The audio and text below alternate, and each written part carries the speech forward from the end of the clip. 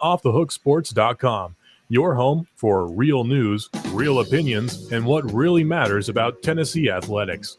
Always available on Apple Podcasts, Spotify, Stitcher, Google Play, TuneIn, iHeart. Like, share, follow, subscribe. Always available wherever you find your favorite podcasts. Welcome to the program. We'll explain why we have a dog in the camera shot here momentarily, thanks to our friends at Craft Treats. And there is plenty to talk about. Wednesdays mean Ron Slay, and also Wednesdays mean we'll give stuff away. We'll do that with message board bingo a little bit, and plenty to talk about. Tennessee goes black again. And they go with the black jerseys. So we shall discuss that and your opportunity to win prizes if you like to dress up your dog. And we'll just go ahead and get to that before we get to the fact that Kentucky's just one big hot mess after I really dove into things yesterday and really took a look at the Wildcats and watched some tape. And I'll give you my thoughts on the Wildcats, and they are a hot mess. All right, Amanda LaFratta has a miserable-looking dog. Good morning. How are you? I'm doing well, Dave. She's not miserable. She's just tired. Yes, she's not a morning dog. Brittany says, morning, y'all. Happy hump day. Morning, guys. Go Big Orange. So a lot of people already on board waiting for us, and we greatly appreciate that. We start each and every weekday at 8:30 Eastern. And why does Amanda have a dog? Because we have partnered with our friends at Craft Treats. And you can send your dog photos in. So go ahead and get the dog photos, and we'll tell you how to post them tomorrow and send them in. And it's going to be on our YouTube page and the community channel. And the winner will receive an awesome prize pack from Craft Treats. Craft Treats has the CBD cannabinoid treats that are chill pills, but they've got other things as well. Use the Off the Hook promo code, get 20% off holistic, awesome, organic treats for your pets. What the H is that dog supposed to be? She's a dinosaur. A dinosaur. Yeah. She looks like a dinosaur after the meteor hit because she's very lethargic. She's just a tired dinosaur. She's a tired dinosaur. Looks like she's had a chill pill this morning. She's been dipping into the chill pills. She may have. Just check them out at crafttreats.com. So what we're going to do, for those of you that like to dress your dog up, it doesn't have to necessarily be this year, but for Halloween, we're going to post, and Amanda, if you can do that at some point during the show, we're going to post on our community tab on YouTube that you should be able to post your picture. Crazy says, "Aw." So see, it was sweet. It crosses demographic boundaries. I would have thought that the dog would have just endeared itself to the female 18 to 34 demographic. But as it turns out, we are getting an incredible response already about Ava, the dog, the dinosaur, the legend. Dogosaur. The Dogosaur. That's pretty good. Did you come up with that on the spot? I just did. Just did. That's the magic of broadcast. Joe says, I love the dog. David says she's cute. My Shih Tzu, watch your language, Raleigh, has an Ewok costume. Now, I'm going to go ahead and tell you that I would vote for the Ewok first. And I haven't even seen the picture of it. David says my wife wants to dress up my lab for Halloween. So let's see how that goes. See if anybody can beat the Dogosaur. You'll be able to post that on our YouTube community page. Like, share, and subscribe. We greatly appreciate that. We continue to hit new numbers on the YouTube channel, which has been absolutely fantastic. And we certainly appreciate you taking part and subscribing. Again, I will say this. Only about 20% of you that watch have actually subscribed. And that's a typical YouTube number. That's not unusual. But we want to get those subscriptions up and turn your notifications on so you know when we have new stuff. Like, for instance, we'll have John Adams will be on our YouTube channel later today, and this show each and every weekday at 8:30. So like, subscribe, and share. So Amanda, let's start with the Down and Dirty at 30. And it's brought to you by Honeybee Coffee. Honeybee Coffee is where you go to get fantastic coffee, and you can go and order their beans on the website as well. That's very easy to find. If you just go to Honeybee Coffee, you can find the URL is simple. Honeybee Coffee Co. honeybeecoffeeco.com. Amanda LaFratta, why is the coffee so good at Honeybee Coffee? I mean, they use the top 5% of beans in the world, and that makes it good. But at the end, it just tastes good. That's what you want. You just want it to taste good, and that's what happens. It's every morning I wake up, I have to grab it. So, and there's no, and I mentioned this before, I'm not a big coffee drinker per se, but when I'm in Knoxville and I've started ordering as well, I am a big Honeybee fan because there's no coffee hangover with Honeybee, as you had mentioned before. So certainly Honeybee coffee is the way to go. There's one day I'd guzzled 3 cups of it and it felt fantastic. So let's talk Kentucky, the Down and Dirty at 30. Not an opponent to be taken lightly. We've said that, but upon further inspection over the past 24 hours, I'm not incredibly blown away. Tennessee holds a 82-26-9 record thanks to Caleb Jaru on offthehooksports.com. You can read about this story. The Wildcats have gone a combined 38-19 in the past 4.5 seasons. So is that respectable for Kentucky, which is a basketball school, Amanda? I would say yes, respectable.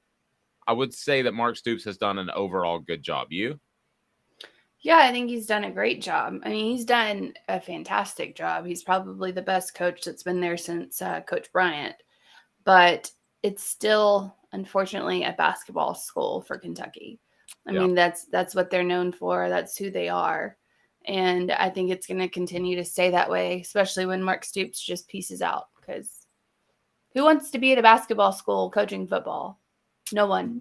Oh, yeah, right. And I'm going to, that's foreshadowing because I'm going to get to something where I don't think they really had his back on a situation.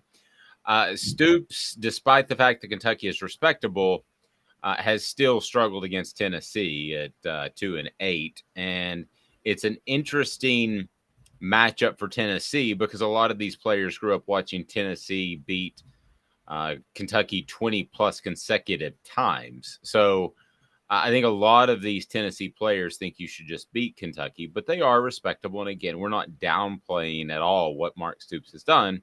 I just think like a lot of other schools, there is a glass ceiling. And John saying Crazy Nugs, he doesn't like you and won't send you T-shirts to you. I will send you T-shirts. Crazy Nugs got his T-shirts.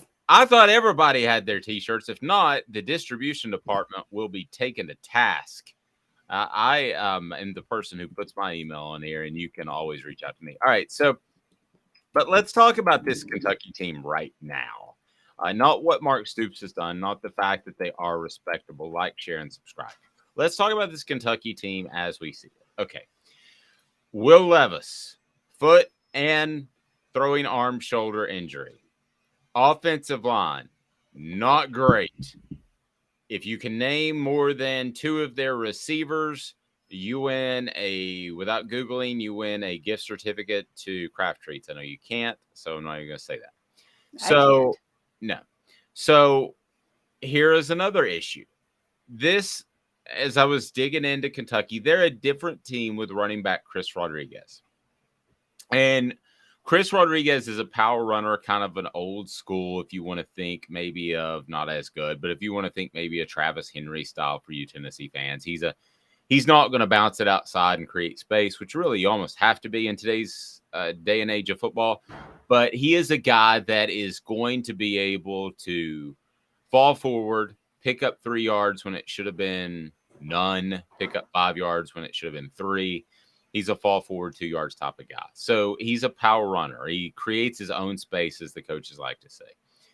But the thing that stands out to me most about Chris Rodriguez is Chris Rodriguez, if you look back, had an issue in which he was supposed to, him and some other players. Now, they haven't directly attributed and confirmed this, Amanda, but it's pretty common knowledge because he was sat for 4 games, that Chris Rodriguez was clocking in, or he was clocking in, filling out time cards at a hospital, because players are allowed to have jobs in the offseason. And that was a big deal 15, 20 years ago, that players during the summer could have jobs. And I'll tell you a quick story.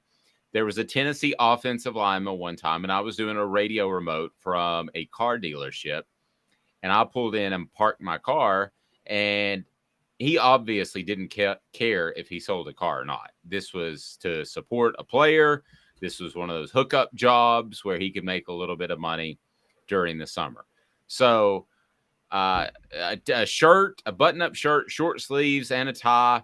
Shirt way too tight. A tie just kind of disheveled, and arms crossed. 6'3", 320 pounds. Looks at me and he goes, "You want to buy a car or something?"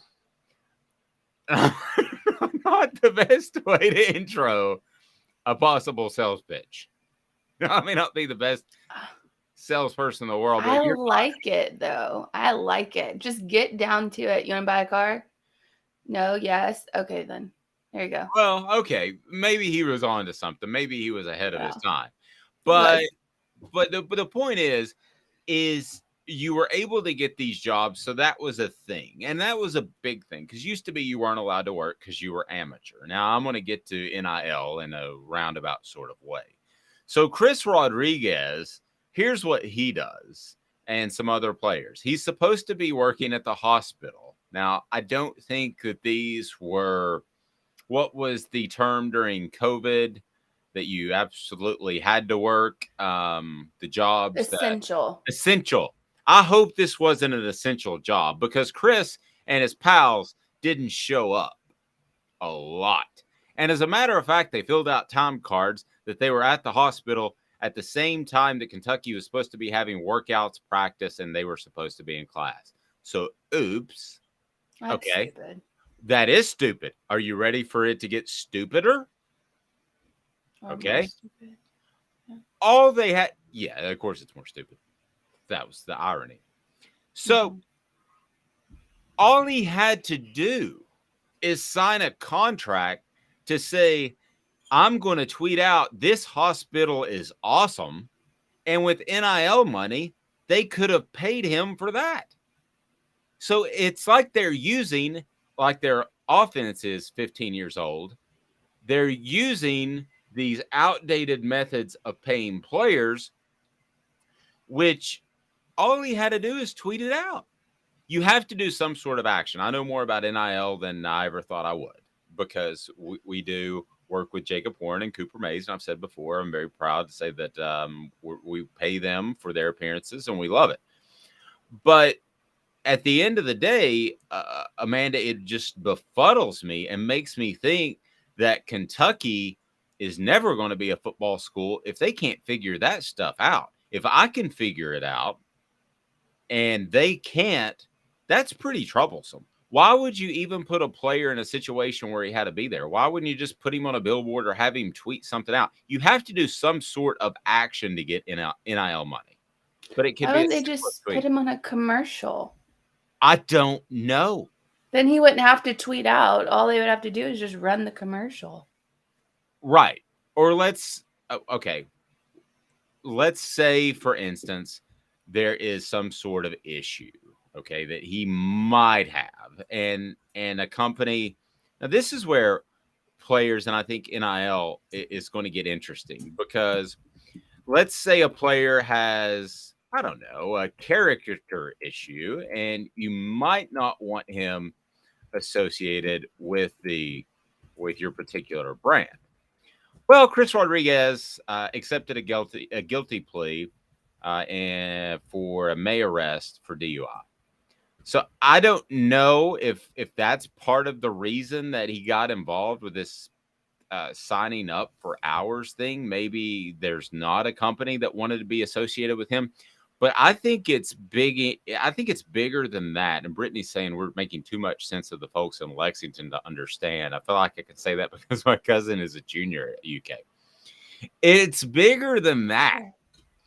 It's the fact is, if you're at Kentucky, and why did Kevin O'Neill, for the old ones among us, why did Kevin O'Neal leave Tennessee? He was a basketball coach and left in the middle of the night. It was because Isaiah Victor wasn't deemed eligible and a Tennessee football player was. So that's why the thing at Kentucky that Mark Stoops is doing is impressive, but not sustainable. He is never, there is no way, Amanda, a 5-star basketball player at Kentucky would get in any sort of trouble like this. I mean, the DUI aside. No. And I mean, back in the day too, even this is why Coach Bryant left Kentucky, is because he got a pin and Rupp got a Cadillac. So that's why Coach Bryant left Kentucky, is because basketball was king, and there's nothing you can do about that. Yes. So I look at this team. I go into every week, especially during game week, and I take a look at each and every team that Tennessee has played. And I have told you that Tennessee has a substantial foe in Kentucky, one that you don't want to overlook. But this is a lot closer to when Tennessee ran off 20 straight plus wins than I thought initially when I looked at this Kentucky team. This is a team that Tennessee would have to show up and play a C- game to, and Kentucky would have to play an A to A+ game. I mean, this is, for whether you want to say talent, scheme, whatever the case might be, Amanda, there is a gap in the way these teams play. Now, Kentucky is better with Rodriguez back. He played well against Mississippi State last year, and he is a power running back, and that's probably a little bit of a weakness for Tennessee. And Tennessee's secondary is not great. Can Will Levis take advantage of that? I don't think so. And I've told you before that, I picked Alabama to beat Tennessee. I think most people did. And I thought that LSU would be a struggle. I was wrong. So I might be wrong here, but I feel solid about this one. I didn't feel solid earlier in the season about any of my picks because this Tennessee team had so many unknowns. But, man, I just don't think this is nearly as substantial of a feat as I thought even 24 hours ago before my film study. I don't see how this Kentucky team stays close. I don't see how they stay close either. And I know we've talked about Tennessee's secondary and that's their weak spot. And can Will Levis take advantage of that? No, because he doesn't have an offensive line. That's just the answer. Tennessee's defensive line is going to gobble him up. And I wouldn't be surprised if he did not play the entire game. Like, that wouldn't surprise me. I feel like he's going to get hit hard and taken out. That's just my opinion. I'd do an over-under on that. I would too. I'd say 3.5 quarters. I'm sorry, 2.5 quarters. Yeah, I was like 3.5's a little much. Yeah, if you want to say 7:30 minute mark in the third quarter, is he still in the game? I would say no. I think it depends on what happens in the second quarter, in the first half. Because if he gets hurt in the first half and they can go to the locker room and shoot him up real quick, then maybe he won't feel it and he'll stay out the rest of the game. However, if he doesn't get hurt in the first half, then he'll in the third quarter, he's gone. Well, and the other thing, isn't this kind of it for Will Levis? I mean, at some point, if you're going to be the great NFL draft prospect that everybody believes, don't you have to pull the plug on this season if Kentucky's not going to make any sort of significant run? I mean, don't you have to say that, hey, and I hate it when players lay out of bowl games and all that sort of thing, but I do get it. And at some point, if they're a 5-2 team, if they hit 5-3, does Will Levis say, I think that I would be better off preparing for the NFL? I'm not saying you should quit on your season. I hate to be that guy, Amanda, but at some point, this is a business decision, right? Well, I think before the NIL came along, yes. I understood kids wanting to come out of games and, not play like Christian McCaffrey set out again in his bowl game. And I get that kind of thing because you don't want to take that chance for no reason at all. Well, now that the NIL is here, you're already getting paid. That's your job. This is now your job. You play those games. You play those bowl games. I don't care if you have a career in the NFL. You're getting paid to play, you play. I'm going to half agree with that. How about this? So I'm going to say that you're right theoretically that they should play because why? Because, well, they've signed an agreement with an advertiser, a sponsor, whatever you want to call it, and they have agreed to those terms. But we've already seen the LSU player, the quarterback, walk away in preseason despite the NIL deals. I'm sure these are paid up front, a lot of them, or maybe they're not. I can tell you with Jacob and Cooper, who both enjoy doing our podcast, I said, I'm going to write up a contract that protects you so that you make sure you get paid.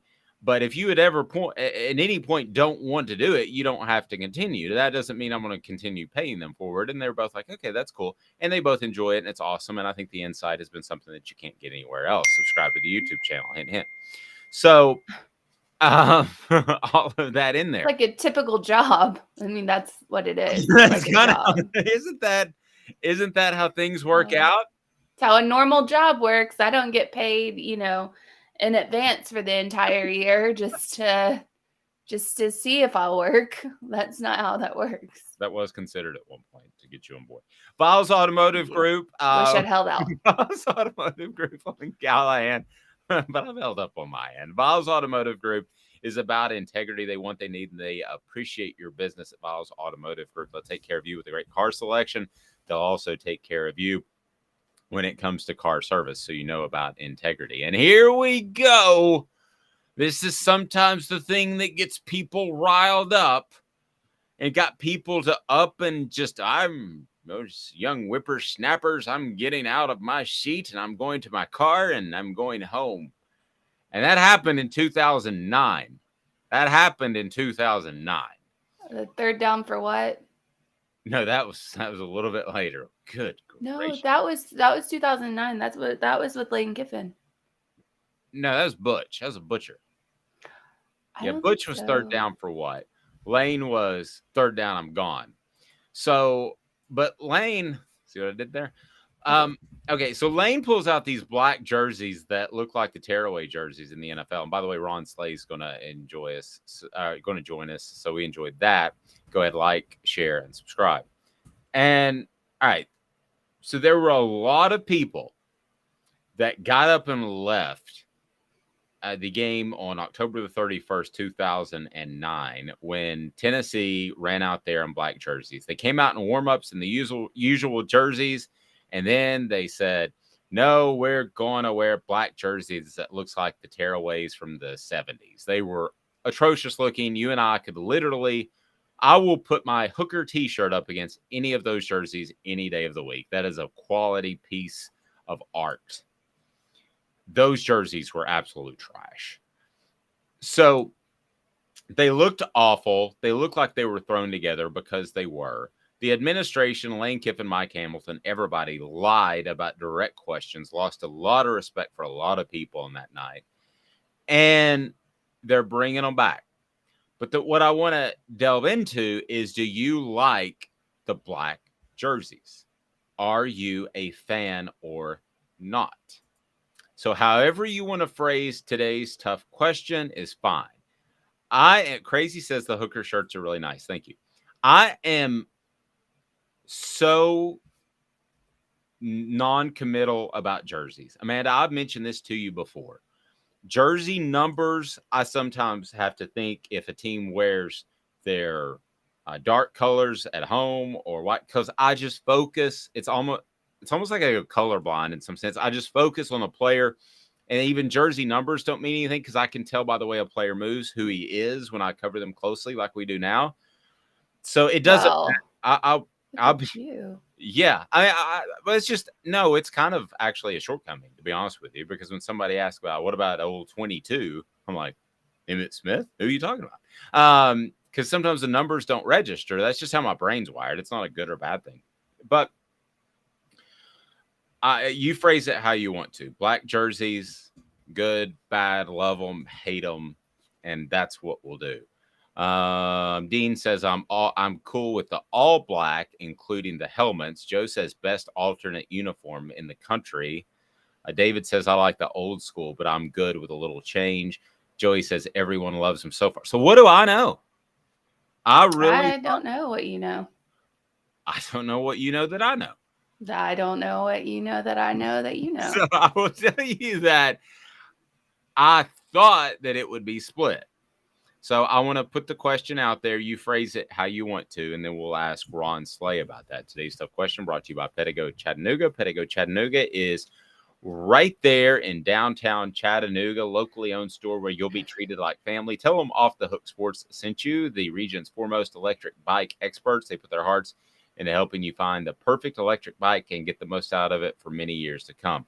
Plus, you're going to be able to get service there that if you buy an e-bike and e-commerce, that is not going to be the case. Pedigo of Chattanooga. So Ron Slay will join us next. So how are we going to phrase today's tough question? Well, is it all black or is it like the blackout? Because I saw the helmets are black and that looked pretty cool. Yeah, which I will say that's the one thing that I don't like. What? Yeah, I don't like changing the helmet. Why don't you like changing the helmet? I don't know. I can't really. I think it's super cool if you do the whole. Now, see, there are some uniforms that should never be changed or touched. But if you're going to go ahead and do an alternate, just go all out. Except for, I saw, what was it? Oregon's uniforms. They have like pink stripes on them and stuff. That was wild. That was pretty cool. Well, Oregon's out there. Yeah. Aren't they like the home of basically Nike, like the owner of Nike or whatever? He's like an Oregon alum or something. Yes, the Nike compound is super crazy weird. Yeah, but they have reserved parking spots for Ronaldo and Michael Jordan. I parked in Ronaldo's spot. Okay, well, because he never actually drives there. It's like it's just a marketing ploy, just like, Ronaldo doesn't just drive up and like, hey, I just want to come see how my new shoes are doing. Well, he's not in the U.S. ever, so that's fair. But I like the sports, like the college game day sign. It's like 7,563 like uniform combinations, 0 national championships with the.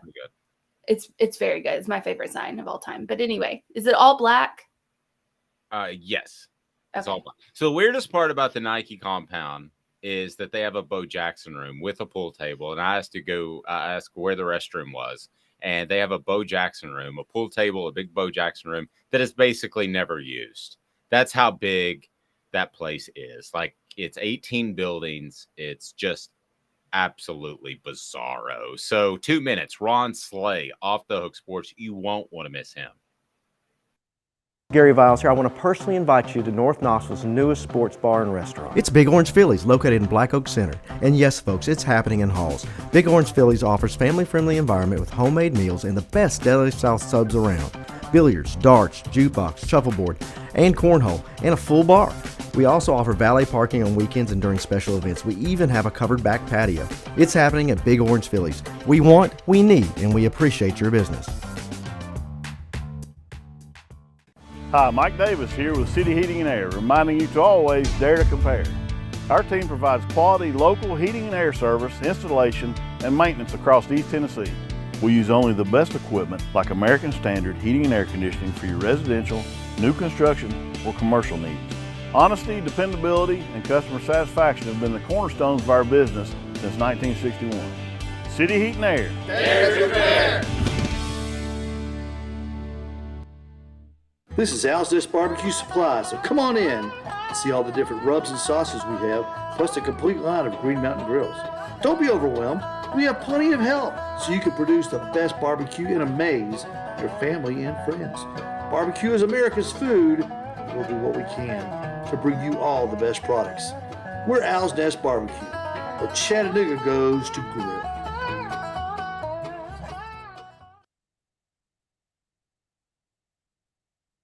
Do you want to own the more that owns every job? Then get to Vassey Lawn and Garden in Cleveland and get you a Toro. I'm David Vassey, here to talk to you about Toro.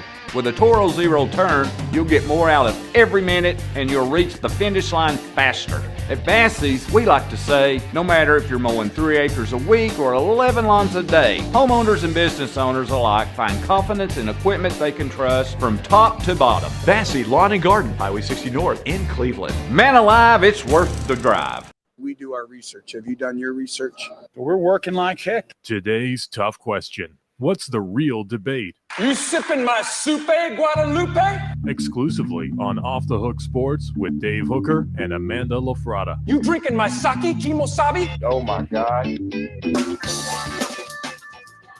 So today's tough question. Let's bring Ron Slay in here. First, he's jamming. What about this? It's a pretty good tune, isn't it?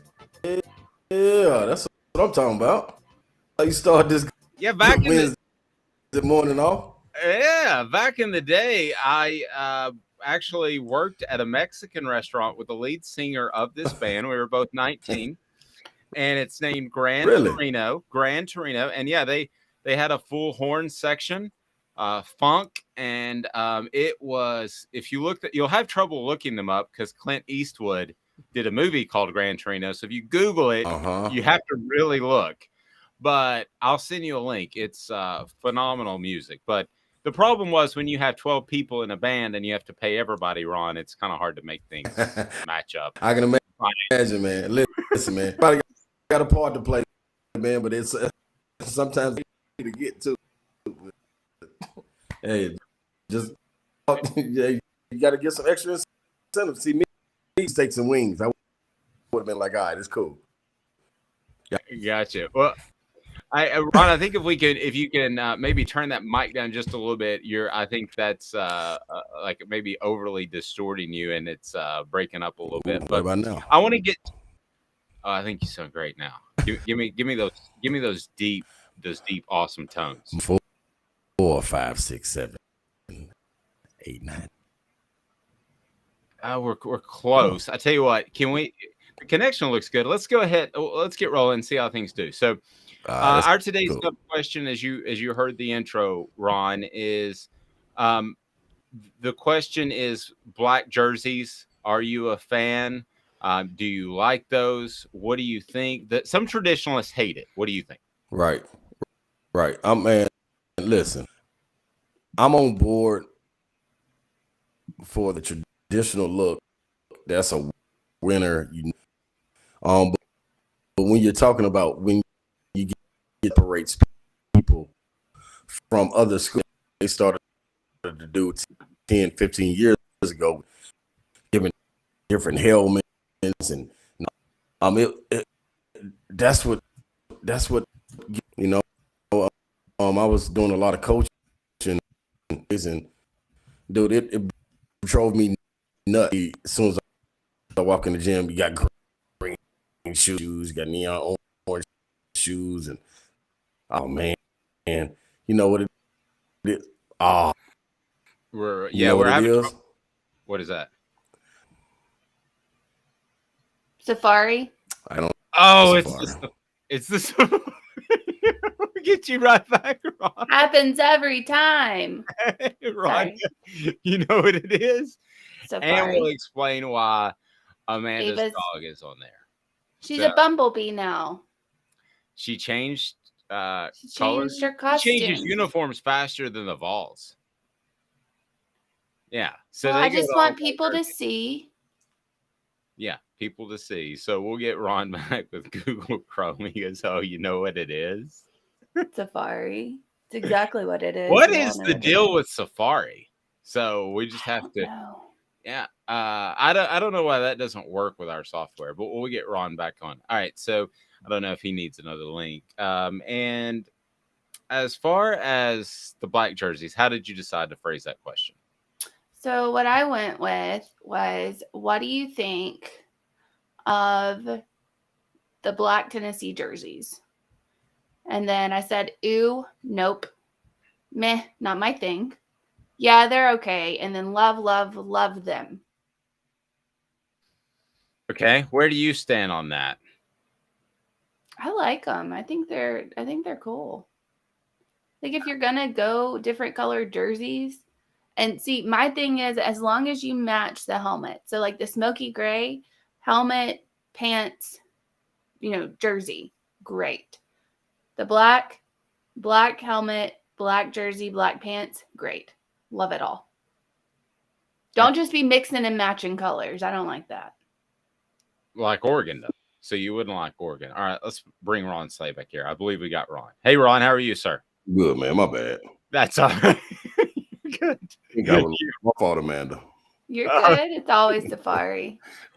Okay, so your thoughts on the black jerseys? Yeah, man. So the black jerseys it's cool for what people got to understand. I'm always good for the traditional the jerseys, the orange and white. You can never go wrong with it. But in order to appease these new generation of kids, man, you got to be able to switch it up. It's as much as it is about the product that you're putting on the field. It's about how you look too, and what grabs their attention for that quick second. And if that can be a reward going down the line for playing the correct way, being the film on time, practicing the right way, creating a good environment, you got to give it to them, man. That's what it is. Look at what Oregon has done. They changed the game. And then when Tennessee switched to a Nike school, that did it. Like you look and see with these different helmets and stuff, that pops. And the first thing you do, you get free advertisement when kids go to social media and start recording and things like that. So why wouldn't you want to do it? I mean, I understand it's not a change it's one game. I mean, come on, man. And then it kind of goes with the theme, the Halloween theme. It's like, okay, I get it. And then, if you play good, you feel good, you look good, the results gonna be good. So hey, I'm a fan of that. So you're just 26 years old, I believe, right? You are correct. I just turned 26. Yeah, yesterday. So you might not even remember the 2009 Lane Kiffin game where they ran out there with black jerseys, but I'll remind you. They look like you, me, and Amanda had sewn them together on the Tuesday before. As long as they're not like that, I'm more open to it. I can sew now, okay? Hey, we just saw that costume the dog had on, Amanda. We believe you. Thank you. That I didn't make it, but thank you. Yeah, the ones Lane Kiffin went out there, and that was I see that's when you're rushing it and you're trying to force it. You can't force it, man. If it's not ready to go out, it's not ready to go out, man. So I think we see that what's going on down there in the SIP. It's exactly right. He's Lane trying to force it? No way. So, all right. So do you have pets, Ron? No, I don't, but I do love dogs. Okay. So if you had a pet, because we're running a promotion here, thanks to our friends at Craft Treats who provide all kinds of dog and cat treats, would you dress it up? And if you dressed it up, what would you dress it up as? Oh. If it was a dog, first of all, I'd dress up as me. I put a little headband on it because I feel like I was a dog. You know what I mean? That's the first and foremost. If I want to go inside my chest and tear it open and show what's inside, it's gonna be a dog. So why wouldn't I? I mean, it just goes hand in hand to me. And then you got Smokey and things like that. It is what it is. I love it. All right, Ron, we'll talk some basketball, as obviously that's what you played at Tennessee. But yeah, I've been really blown away by your football knowledge. And I scouted out Kentucky, and I scout out the teams that Tennessee play, typically either Monday evening or Tuesday evening. So I did it last night. And, yeah, I have a lot of respect for what Mark Stoops has done. I don't think this is a great Kentucky team. What do you think? I think it's a team that was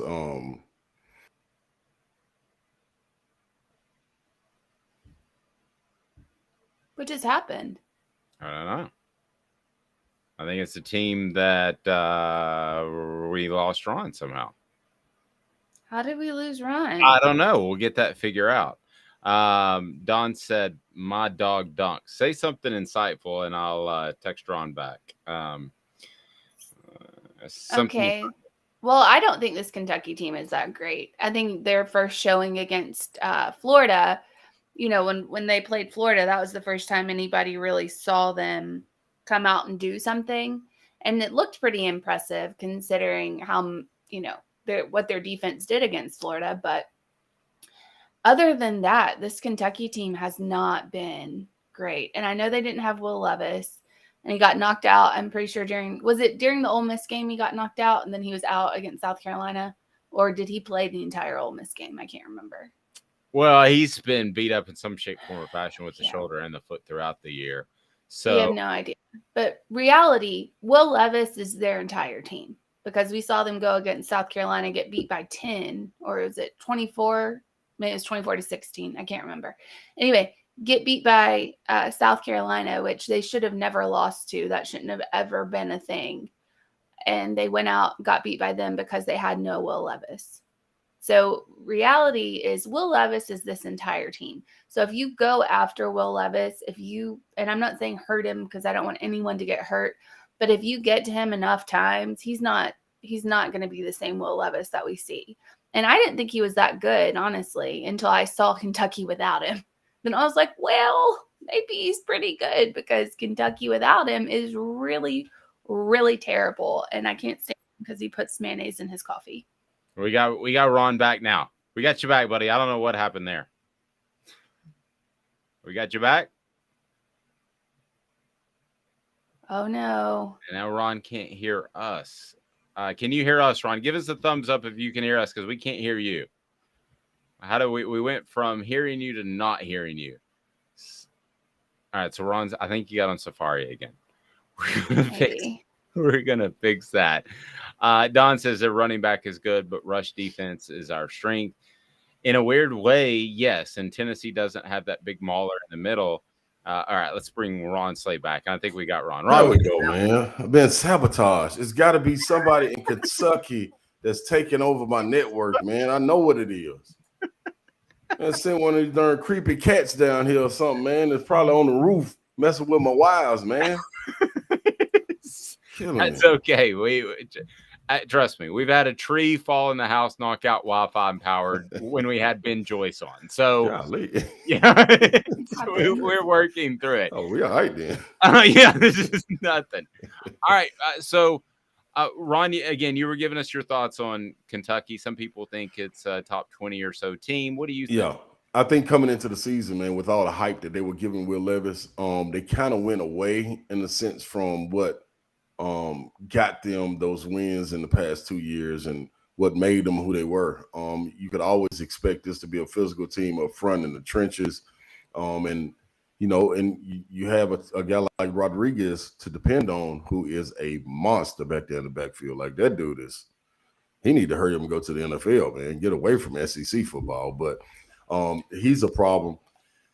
But coming into the season, you start hearing all the hype. Number one player taken, number one quarterback taken with Will Levis. So it's like Rodriguez is sitting out, so you put the ball in his hands to try to get it going. And the offensive line is just not blocking. You're just not getting the same protection at all. So if you can't, I said it before, I'm a trench lover.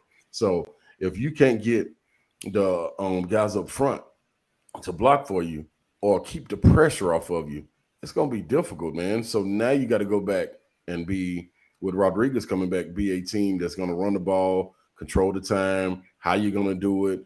Talk about this NFL offense. You got guys out there on the boundaries. You got Smoke Cavassier in the backfield as well. Like, you got a lot of weapons, but how do you get it to him if you can't control the line of scrimmage? This man's been hit 20 times, and that's not even counting the pressures or anything. So I think they gotta figure things out, and I think it's just trying to plug holes while going through the season. And at this point, you're getting down to the nitty-gritty. The back end of their schedule is hectic. So this is the time to try to figure things out, and they've been kind of left with that. Yeah, I think this Tennessee defense is probably going to have a really good day. And I know people are worried about the secondary. How do you think that's going to play out? I mean, I don't see Will Levis being able to really throw the ball if he stays in the game longer than 2 quarters, just because the defensive line is so strong. Right. I think they'll get to him. But how do you see it playing out?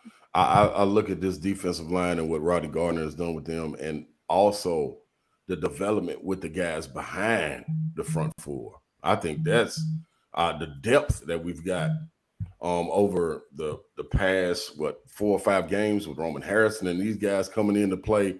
Like, you're able to give Byron Young and Tyler Barron rest and then have guys and not have a drop-off. So it's like, whoa, we can rush 4. And occasionally, you got Tim Banks and them throwing in a blitz here and there. So if you're keeping them off kilter back there, I think this team does good when you're able to just rush 4, and then you bring in the star guy, Wesley Walker or somebody, and send him on the blitz, and it's unaccounted for. So that's a problem. And I think that rushes guys along, and I think that helps the secondary. Anytime you can get a good rush, it goes hand in hand with the good secondary being able to cover because the ball got to come out quick. The only thing that scares me is if they were able to time that blitz up with a guy like Robinson or Barry and Brown. For Lord's sake, man, anytime he catches it, this young man can go. So hopefully you're able to tackle in space. That would be the biggest thing. I'm not really worried about getting burnt over the top. I don't think that offensive line can protect that long, especially what I think a lot of people are forgetting about. Last year's game was in Lexington. This game is in Neyland, and the mystique to Neyland is back, which creates a problem for teams like a Kentucky who went down to the Swamp earlier, and the Swamp is a great atmosphere. And that was early in the season when they were expected to win. Now you're coming into a team that's number 3 in the nation that's had Alabama come in. You had other teams come in and really go away with it. It's like it's deafening. And they cannot predict it because none of this generation has seen it. They don't know nothing about that. They just know about going in the locker room and, hey, man, let's get out there and go warm up. Now you coming in and you looking up. You're like, oh, man, look at Neyland, man. Look at these lights and look at these banners and jumbo. It's different. You captivated. And by that time, you're down 10-0. Yeah, or 24-0. Pretty quick. We take all that.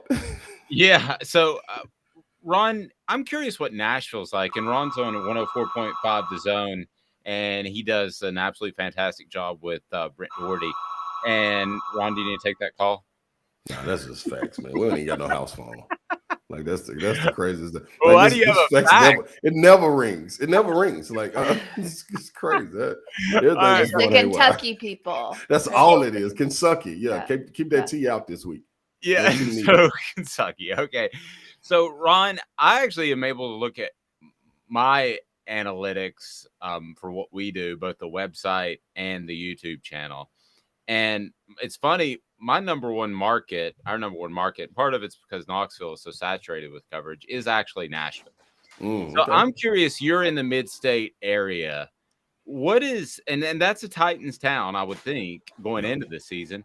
But how do you, as far as the interest level, how would you say the fan base is in terms of UT versus Tennessee Titans?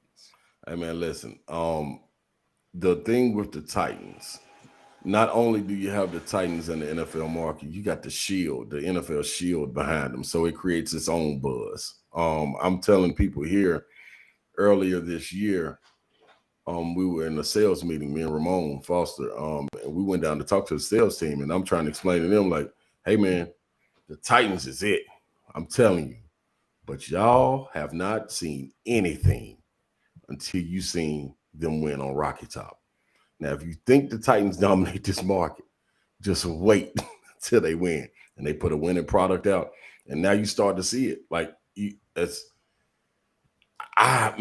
and I could be biased. I would say, man, it's probably 55-45 Vols. Wow. And that's tough to say, especially with Nashville being a melting pot. Like, you got all types of NFL teams here as far as fans go, and then the same thing goes as SEC because it being a city and people wanting to move back here and get work. So I still think, man, it's pretty strong, especially when winning. Now, if this would have been 2-3 years ago, I would have probably said, man, it's about 35%.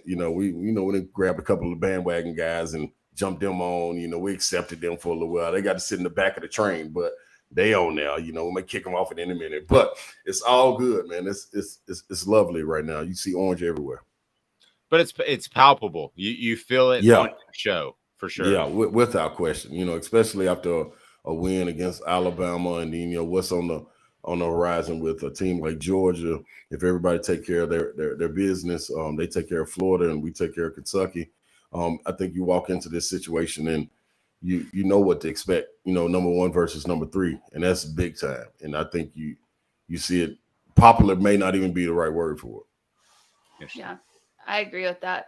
And I'm from Nashville, so my entire family lives in Nashville, and I remember back in the day when Tennessee was good, there was orange everywhere. Yeah, I mean, there was orange everywhere, and I think it's still the same way, especially now that Tennessee is on top again.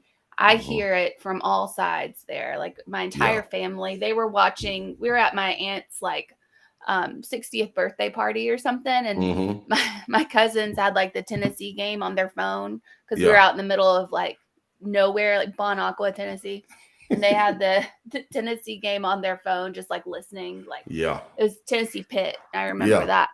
But everybody's on that bandwagon. I totally agree with you on that one. I see a lot of Predators in Nashville. That place goes nuts for hockey, and I never thought I would see that in my entire life, because it's pretty crazy that everyone just loves the NHL, because they did not when I was growing up. They Same here. Did not. Same here. They did not. So what do you think the reaction is to this Tennessee team being so good this season?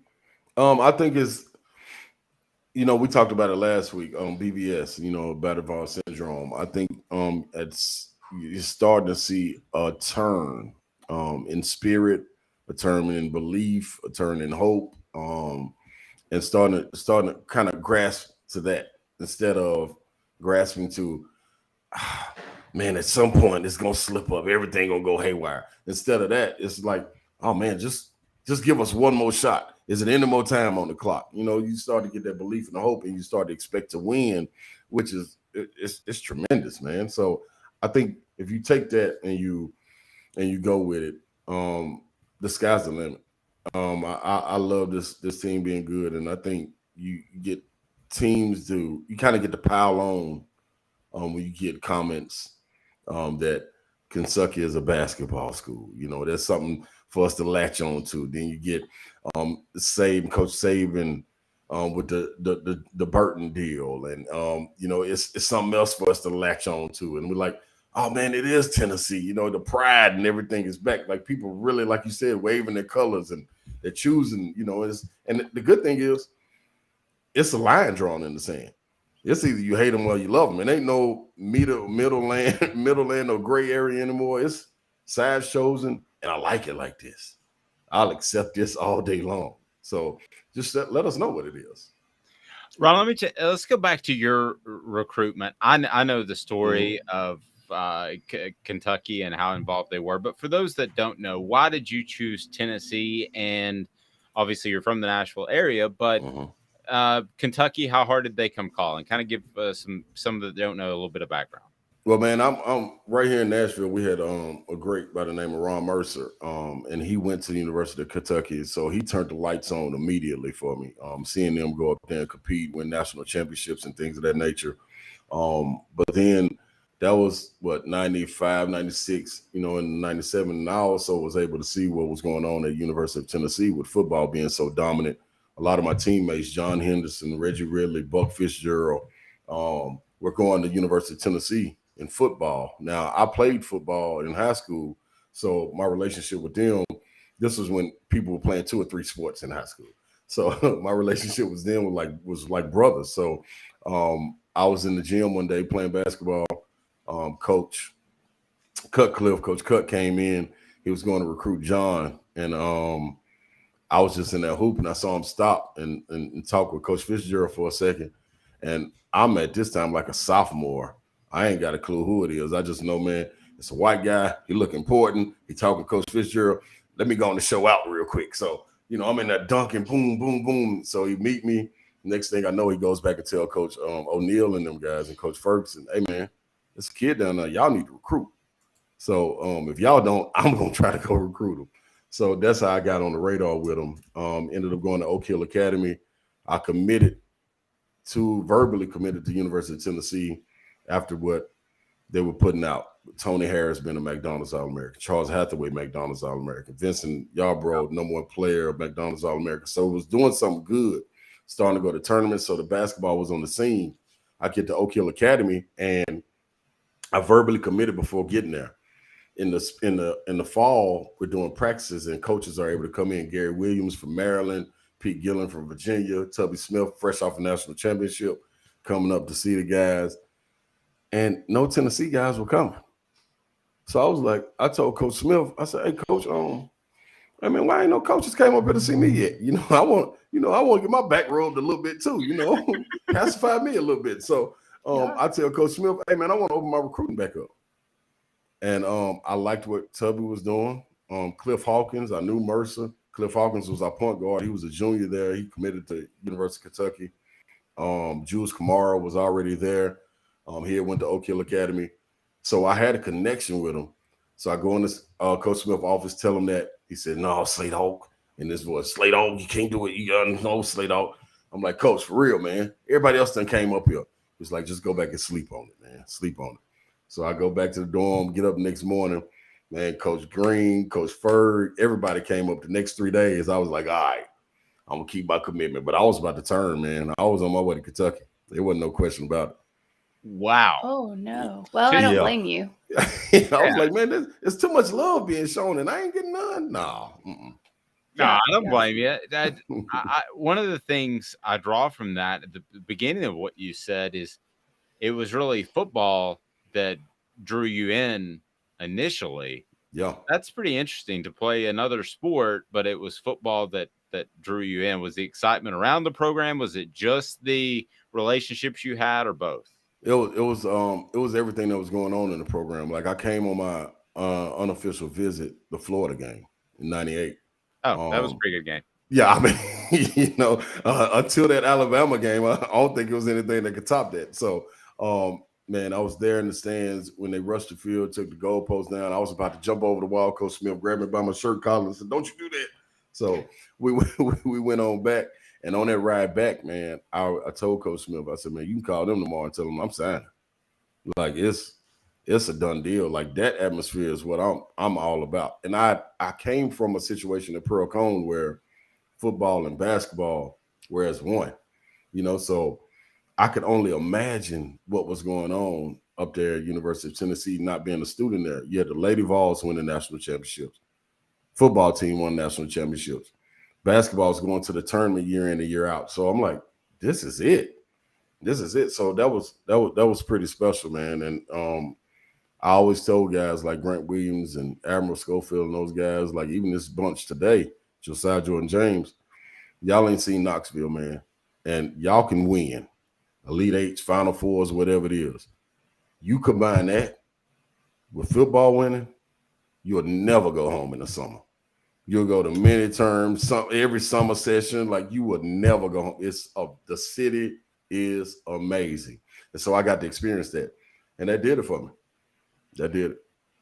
My mom actually went to Pearl Cone, but she went to Pearl Cone when it was Pearl and Cone. And then she went when it became Pearl Cone. So that was, she's a Pearl Cone alum. That's what I'm talking about.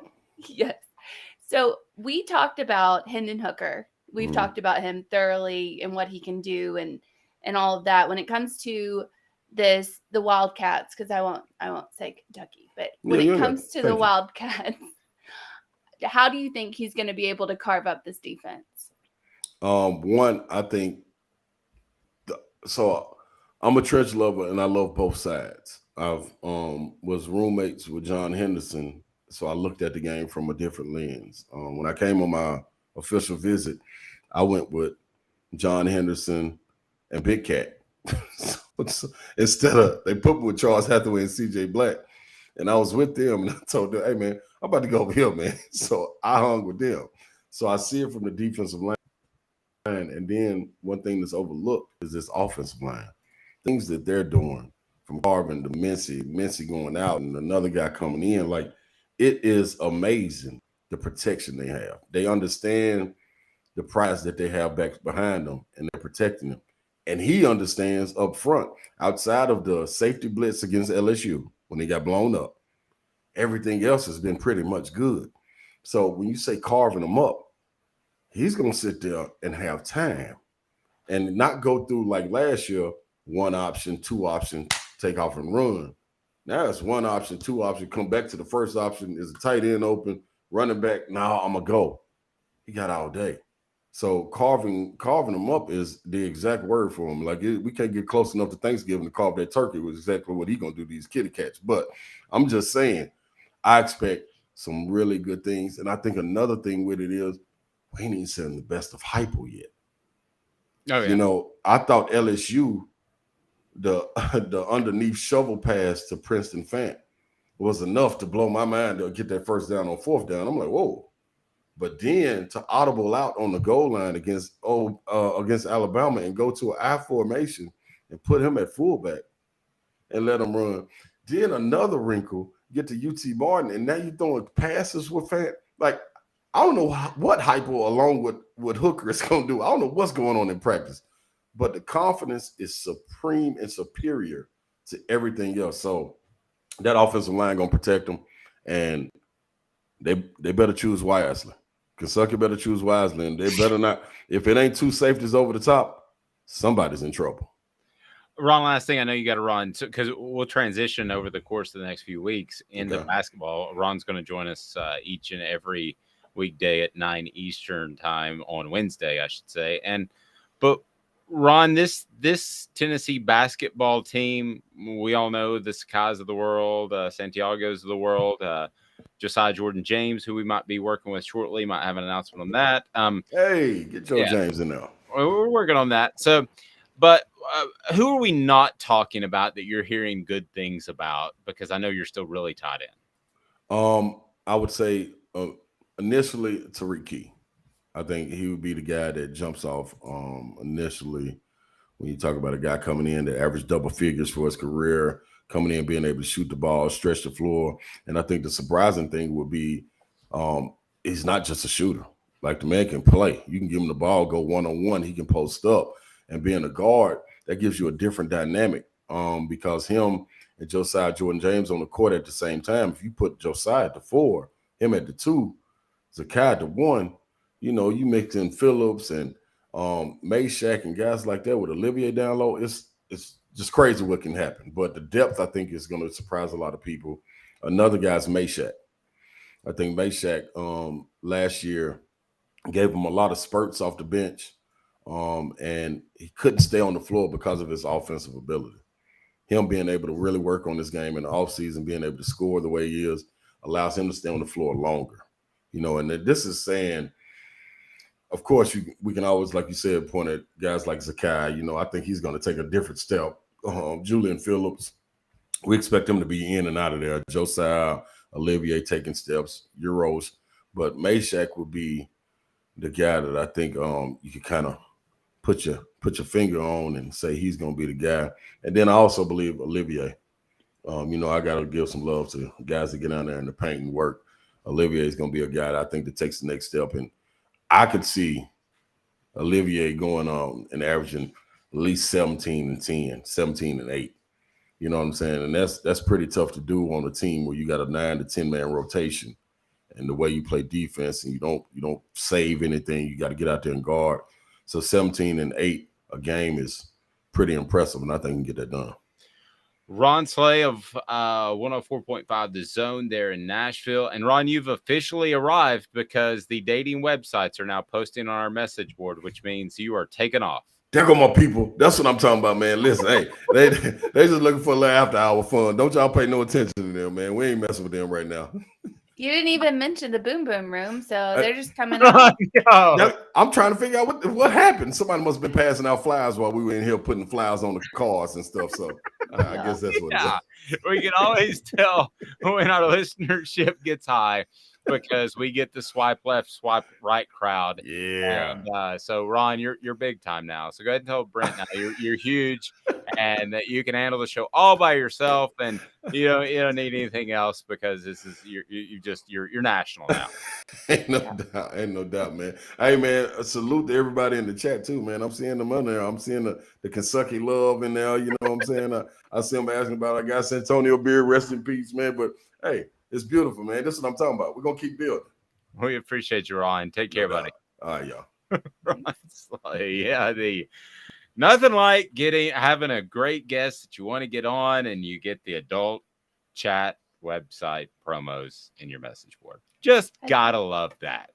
I think that you hate it, but I like to see it because that means we're getting somewhere. They're not going to be on anybody's just chat board, like somebody just sitting there with two listeners or whatever. We're doing something here, okay? If they're coming over, they're trying to reach people, so that's fair. Yes. Smoky Mountain Red said, I prefer them over the Georgia fans from yesterday. Like, subscribe, share, and swipe right.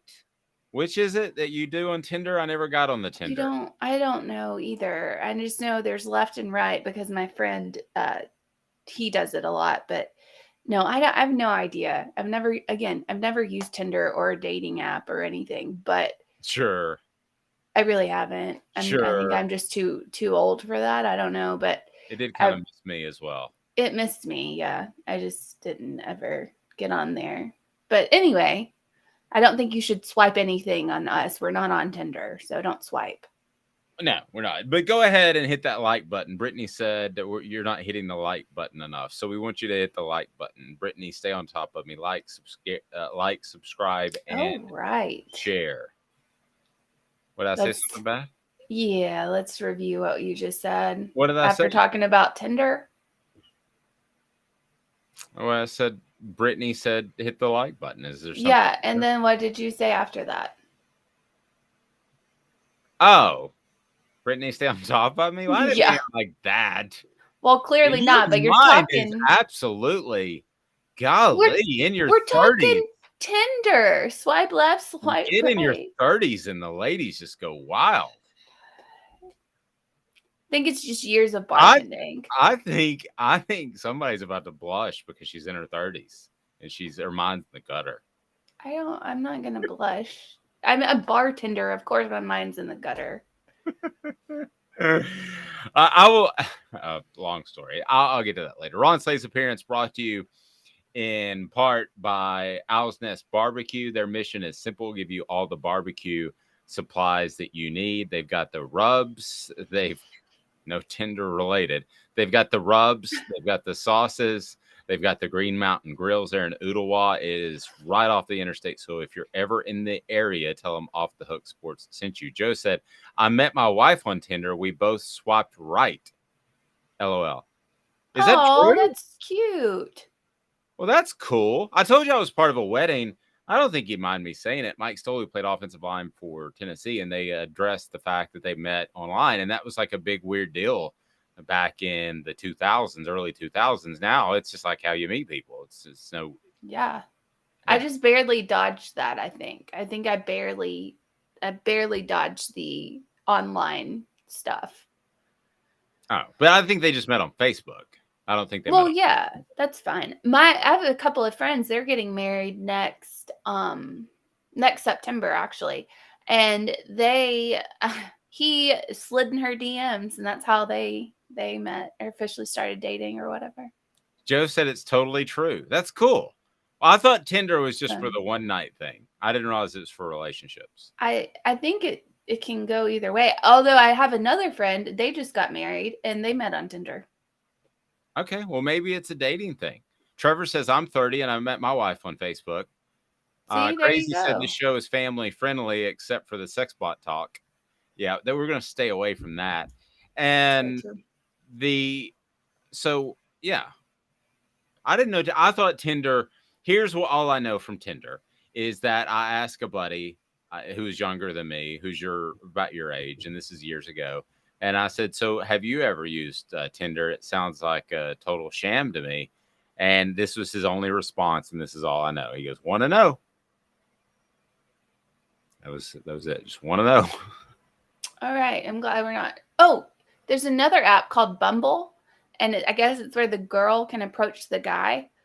Well, they just got married this summer, I think. Bumble. Okay. Well, I will say this. I wouldn't want a serious relationship to necessarily start with Bumble. This day in sports history, you're not going to believe I bumbled onto that one. Put a little effort into it. But maybe Tinder's a thing still. Is it still a thing? Yeah, Tinder's a thing. Can I download it just to see what it does? If you want to get divorced, you can. I'm not going to do that then. There you go. Okay. All right. So you're not going to believe what happened this day in sports history. It will absolutely blow you away. Back in 2 minutes. She's Amanda. I'm Dave, Off the Hook Sports. It's Gary Viles here, Viles Automotive on Callahan Drive. I've been selling cars here in East Tennessee for 27 years. In that time, I've come to realize it's not about the car. It's about you, the customer. So I'm here to take care of you just like family. Good credit, bad credit, you name it, we can get you taken care of. If we don't have it, we can find it for you. We go across the country to get any vehicle that you want. And here at Viles Automotive, we don't believe in fake numbers. We just give you great deals. And as always, we want, we need, and we appreciate your business. Do you want to own the more that owns every job? Then get to Vassy Lawn and Garden in Cleveland and get you a Toro. I'm David Vassy, here to talk to you about Toro. With a Toro Zero Turn, you'll get more out of every minute and you'll reach the finish line faster. At Vassy's, we like to say, no matter if you're mowing 3 acres a week or 11 lawns a day, homeowners and business owners alike find confidence in equipment they can trust from top to bottom. Vassy Lawn and Garden, Highway 60 North in Cleveland. Man alive, it's worth the drive. This is Steve Rain. I own the Midnight Oil and Michelin Tire Direct service station here in Ottawa. It's not a fancy place, never has been, but it's a clean place with clean restrooms and good folks who work here. We sell gas and fix cars, nothing glamorous, but we love what we do and we're going to keep doing it for a long time to come. There's not many real service stations left, and that's a shame. We're the guys just like the guys back in your hometown. We'll fix your tire, change your oil, and put a new set of Michelins on your car. If you want a Twinkie, you'll just have to keep on going. Thanks for the business.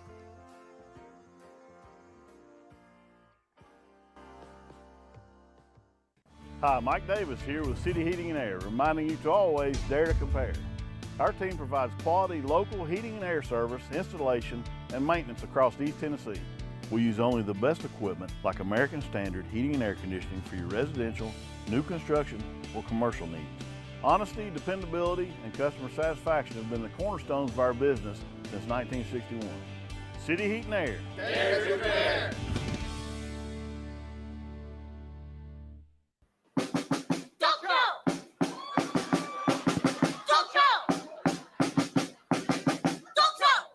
Sounds like Sesame Street. It is the best. Have you not seen that Will Ferrell dog show with Molly Shannon on Saturday Night Live? No.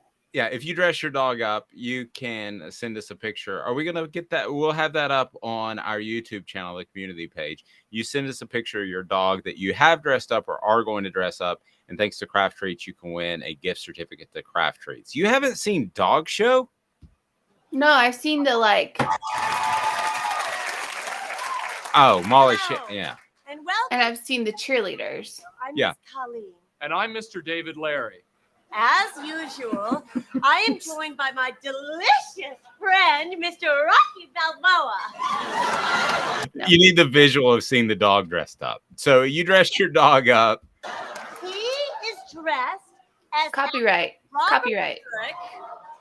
In his role of Spencer from his hit show, Spencer for Hire. Well, we can play it in short clips. So, yeah. So it's a dog show on our YouTube channel. And we're going to post on there on our community tab where you can post pictures of your dog.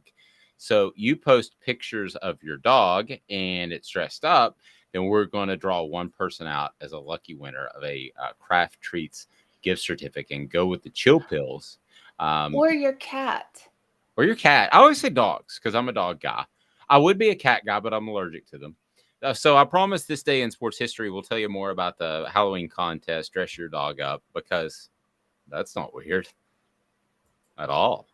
What, dressing your dog up? Super weird. No, it's not. But it's fine. It's fine. For people who don't have children, leave us alone. Okay, dress your dog up. I'm sorry. All right, dress your dog up. And here we go. Let's go to this day in sports history. This day in sports history, putting things in perspective, exclusively on Off the Hook Sports with Dave Hooker. You're so old. When you were a kid, rainbows were black and white. And Amanda LaFratta. New Kids on the Block just called. They wanted you as a backup dancer.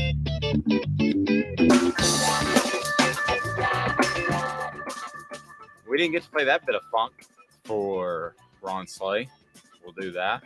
All right, so this day in sports history, again, want to be sure and say thank you to Brittany, who's been so helpful in putting this together. Actually, not helpful. She's done it all. And she reminds you to hit like right now. She says hit like. And somebody told me that is very significant in terms of getting us out there for you and the more people we add. And there is this thing that we've learned about, and I've kind of gone back and forth about this. I don't want to get too sidetracked. But there's this thing where you can donate. Donate's a weird word. You can super pay or something, and we're looking into that. Yeah. So we're not taking donations. And if somebody wants to give somebody money for hosting a show, that's fine. But I can tell you we're probably going to add that for one simple reason. It's going to be to add people like Ron Slay, like Jacob Warren, like Cooper Mays. So we're probably going to add that. But I just want to go ahead and say, first and foremost, all that's going to go back into the production value of the show. So, yeah, we'll talk more about that. We haven't even talked about that yet. But this day in sports history, let's go back to October the 26th. Number 6, Tennessee beats number 7, Alabama, in 1996, 20-13 at home. Peyton Manning, 12 of 25 for 176 yards, 1 touchdown and 1 interception. Jay Graham had 14 carries for 128 yards, 2 touchdowns. Joey Kent, 6 receptions for 125 yards and a touchdown. So that was a big, big deal. And it was the year before, 95, 96, 97. It would have been, I believe it was the year. Was it the year before, Amanda, that the streak was broken? Tennessee Alabama series. I believe it was the year. You might want to help me on the message board too. I remember that game specifically because I felt like it's that the Tennessee Alabama game had been one of streaks. So it always is. It always weird. It is very super weird.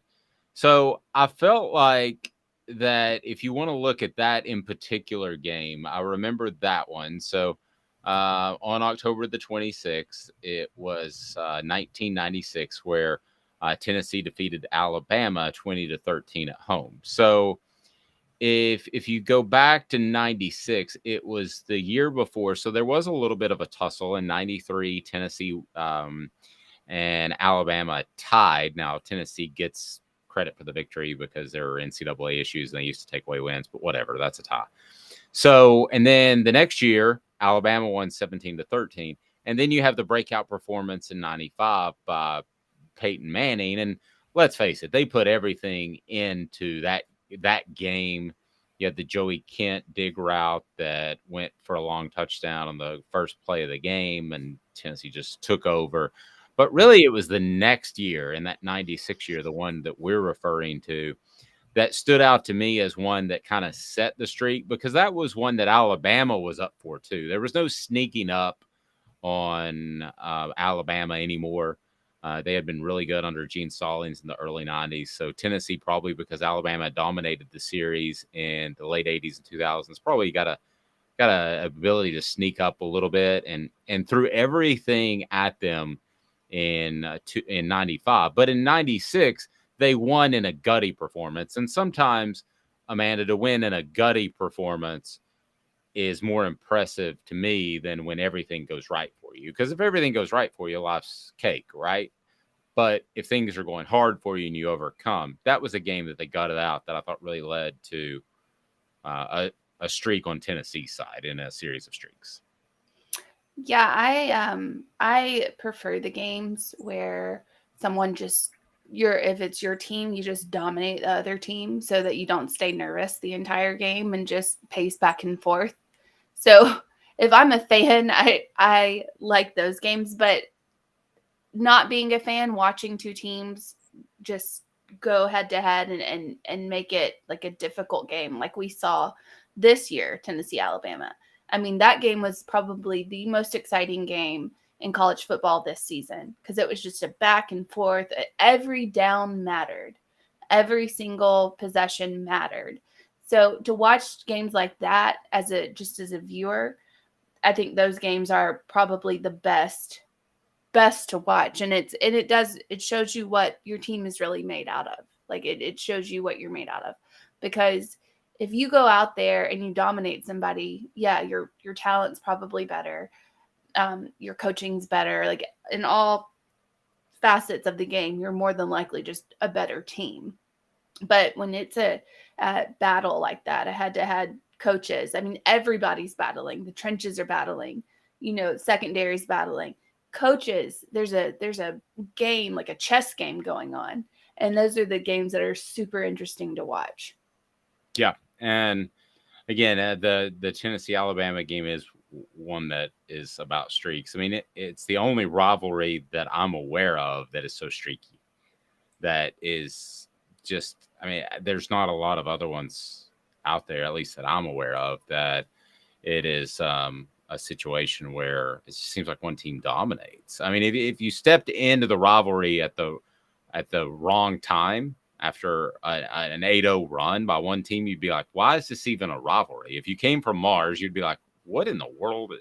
What's the big deal? But it is a rivalry. So Tennessee, Kentucky, and I gave my thoughts on Kentucky earlier in the show. If you didn't get a chance to listen, you always can rewind it and go back. I just don't think after really diving deep and studying them that they're very good at all. While I think that Tennessee doesn't need to go out flat by any stretch of the imagination, I think they could and still win against Kentucky. I just, Will Levis is beat up. Chris Rodriguez makes them a little better in the running game. The offensive line's not great. I don't like the secondary matchup against Tennessee's receivers. There's not very many secondary matchups where you would like them against Tennessee's receivers, but there's zero. Yeah. I mean, at the end of the day, this is, I don't know if you want to look up where the point spread finally sat.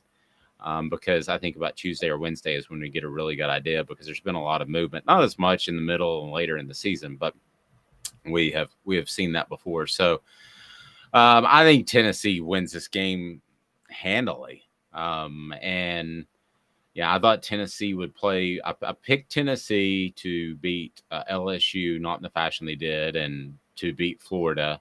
I thought that they would play really well against Alabama. I thought in the end, something like that scoop and score fumble on the exchange between Hendon Hooker and Jabari Small, I thought that would probably happen and that Tennessee wouldn't win that game, but would play incredibly well. So I was half right.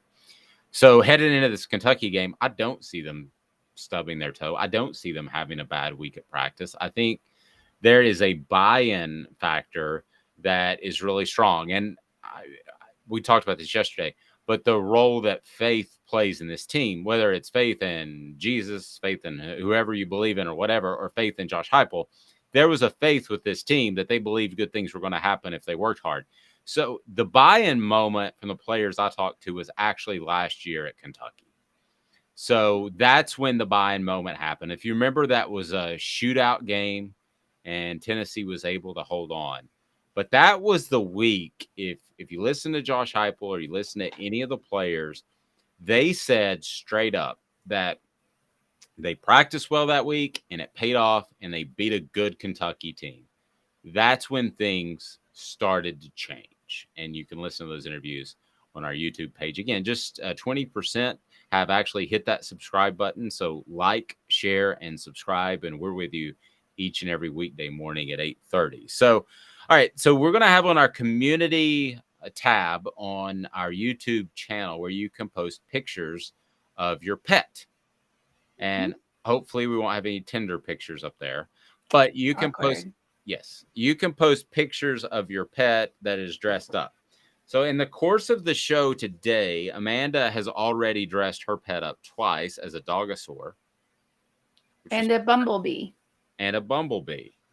So if you want to post on there your pet, then we will be able to draw one, random one. So what is your pet going to be? And you'll win a gift certificate to Craft Treats, not just for the chill pills, but whatever you want. Go to crafttreats.com and use the promo code Off the Hook to get 20% off. They've got the CBD cannabinoid treats that will help your pet overcome arthritis, anxiety, or maybe even digestive issues. So Amanda, the what will your pet be dressed up as on Halloween? And will you celebrate Halloween on Wednesday or the actual day of Halloween? Saturday? I was like, why would you celebrate it on Wednesday? Today's Wednesday. Yes. Yeah. Look at that weirdo lady who's out celebrating Halloween on a random Wednesday in late October. With her dog. Hey, I do my own thing. You pick your dates, I'll pick mine. I'm not acknowledging daylight savings time either. How about that? All right. Well, that's going to be a problem considering our show has to kick off at a certain time. I do wish we'd get rid of that, but that's another story. We're getting rid of it next year. They voted. It's done? Because I've heard done. It's done. No, it's done. The Senate or whatever voted on it, and it's daylight savings time is going away. We have to do it one more time, and it's gone. Okay, I'm down with I know. It's crazy. All right, so let's get to a little message board bingo as you're able to win great stuff from Craft Treats. Message board bingo is now. By the way, Tennessee is a 12.5-point favorite as of this morning against Kentucky. So it really hasn't moved. It came out about that. So 12.5 points. Not at the beginning of the season. It wasn't 12.5. No, the beginning of the week. Oh, yes. Yeah, it was about 12. I saw 11.5 and 12.5 on Sunday. Circa is usually the first one to put their number out. So here's the way this works. Amanda is going to read off a post on a message board. And then it's your opportunity to win stuff. You can tell us what message board it was posted on. So this is a rabid crazy fan, and they're going to post on the message board. Yes. And when they post, rabies. Yes, they're foaming at the mouth fans. Apparently. Foaming at the mouth fans. FOTHMF. Foaming at the mouth fans. Yep. All right. So read the first one. Brittany says today is my youngest birthday. He's 2, and I'm going to let him wear his dino costume when he gets home. Oh, that's cool. Oh, happy birthday to your 2-year-old. And he's going to be a dinosaur? That's so cute. Yeah. Well, Brittany, Dawn's already guessed Hawaii, and Amanda hasn't even guessed. So you've got to throw Hawaii in there so Dawn's right once. I will eventually throw Hawaii in there, although it'll probably just be something about the environment or something like that. So this is an SEC school. What if we sold the Natty Trophy? How much of a buyout would that fund? Okay, so this is somebody that's struggling. This is somebody that's won a national championship. I think I know who it is. No hints. Because if I think I know who it is, no hints. You have 10 seconds on the message board to win a gift certificate to Craft Treats. We have LSU. We have Auburn. We have Alabama. I don't know why Alabama would sell a national championship. Brittany says John has to be right. There's your 10 seconds. I'm going Oklahoma. And they're not in the SEC. Oh, I didn't know you said SEC. Yeah. Oh, no, it's none of those. Vols time says Auburn. Kevin says Florida. None of those. Who is it? It makes no sense. It's Texas A&M. Where are they going to sell a national trophy? I don't know. I mean, I guess they have to sell one way back in the day. Yeah, I guess all that oil money could buy a national championship, and then you could sell another one maybe. Boy, the wheels are going off the Texas A&M thing as fast as they can possibly go. When you start leaking stuff about players smoking pot before the game, then that's what has been leaked. Then you've got people that want you out, and they want Jimbo Fisher out. I mean, it's past the – I will go ahead and tell you it's past the point of return. It's not coming back. And I said the same thing about Jeremy Pruitt. I said when that Georgia State loss happened, it's not coming back. He's not going to right the ship. You get so far gone, and when people in your program start leaking that sort of thing, that players are smoking pot in the locker room before the game, which happens more than you would think, then it's done. It's absolutely done. Kevin says that they have a trophy like in the 40s or the 30s. Yes.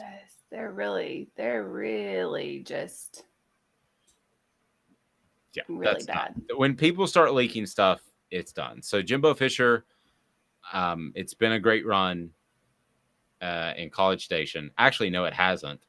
But you're done. Sorry. I mean, I'm just being real frank with you. That's not going to end well. I don't care if the buyout's $90 million or $900 million, because they've got oil money, which comes from dead dinosaurs. Which makes me think, if you dress your dog up as a dinosaur, does he come back as oil in It doesn't seem like a million years? Texas A&M's the only thing going off the rails at the moment, Dave. All right, what do we got? Message board bingo. All right. Urban Meyer. Let's all be honest. We should make him say no 15 times. Hire Meyer and be in the playoffs in 2024. Even if he only stays 5 to 7 years, we probably get a natty and a truckload of talent. Okay, I think I know who this is. You have 10 seconds. I think I know who this is. Crazy says Nebraska. Nope. Dean says Auburn. Dean is correct. Dean is correct. Dean, here is my email address. Email me, and you will win a gift certificate to Craft Treats. DavidOffTheHookSports.com. Bingo, bango. So, Dean, email me, and I'll hook you up with a gift certificate to Craft Treats. And it's not just the chill pills that help with the CBD and that help with the digestive issues and the anxiety issues, and they also help out with arthritis. It's more than that. But whatever you use, whatever you choose, use Off the Hook promo code. Off the Hook promo code and get 20% off. Why are you looking at that? That is a lot. Whatever you use, choose use. Yes. All right. Have a fantastic day, everyone. Thank you for the dating posts again that are popping up. Dean, you're very welcome. Don't forget to email me and we'll get you hooked up. She's Amanda LaFratta. I'm Dave Hooker. We'll be back with you at 8:30 tomorrow. Heath Schuler on the program tomorrow, so looking forward to that. Talk about Hendon Hooker breaking his consecutive games with a touchdown pass record. That should be pretty awesome. Look forward to talking to Heath. This has been a production of Off the Hook Sports. Like, subscribe, and share. We greatly